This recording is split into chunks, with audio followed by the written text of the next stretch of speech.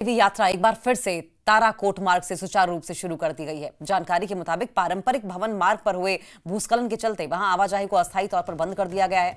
Shri Mata Vaishno Devi shrine board की ओर से लगातार लाउडस्पीकर और अनाउंसमेंट के जरिए श्रद्धालुओं को जानकारी दी जा रही है कि वे सुरक्षित यात्रा के लिए फिलहाल ताराकोट मार्ग का ही उपयोग करें।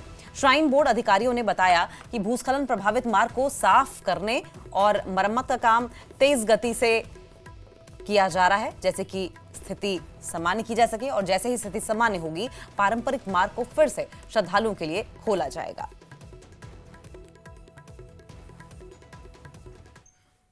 मूसलाधार बारिशें हो, भूस्खलन हो या फिर खराब मौसम हो, इसके चलते आज माता वैष्णो देवी जी की यात्रा कहीं ना कहीं प्रभावित रही। और हम आपको सुबह से ही बता रहे हैं कि जिस तरीके से जो बाणगंगा के पास भूस्खलन हुआ जिसमें एक श्रद्धालु की मौत हो गई और 6 श्रद्धालु जिसमें जो है वो घायल हो गए, जिसके चलते घोड़ा पिट्ठू पालकी की सुविधा अभी श्रद्धालुओं को ना मिल सकी। और इसके बाद पारंपरिक यात्रा मार्ग के साथ साथ सभी यात्रा मार्ग श्रद्धालुओं के लिए बंद किए गए। लेकिन फिलहाल श्राइन बोर्ड की तरफ से एक बड़ा फैसला लिया गया है और ये बताया जा रहा है कि ताराकोट मार्ग जो नया यात्रा मार्ग है वहाँ से श्रद्धालु अपनी यात्रा जो है वो कर सकते हैं। उनको श्राइन बोर्ड की तरफ से वहाँ पर लंगर व्यवस्था हो वो मुहैया करवाई जा रही है। और उसके बाद से ही यहाँ पर जो रजिस्ट्रेशन काउंटर हैं वहाँ पर एक बार फिर श्रद्धालुओं की लंबी लंबी कतारें लगना शुरू हो चुकी हैं। और अब श्रद्धालु एक बार फिर से कुछ देर के जो विराम के बाद एक बार फिर श्रद्धालु जो है वो माता वैष्णो देवी की यात्रा के लिए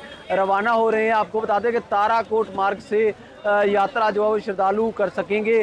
श्राइन बोर्ड द्वारा अनाउंसमेंट्स कर यात्रियों को ये बताया जा रहा है कि आप जो है वो ताराकोट मार्ग से यात्रा कर सकते हैं, क्योंकि पारंपरिक यात्रा मार्ग जो बाणगंगा यात्रा मार्ग है वो अभी भी बंद है। न्यूज़ 18 नेटवर्क के लिए राहुल कपूर, रियासी।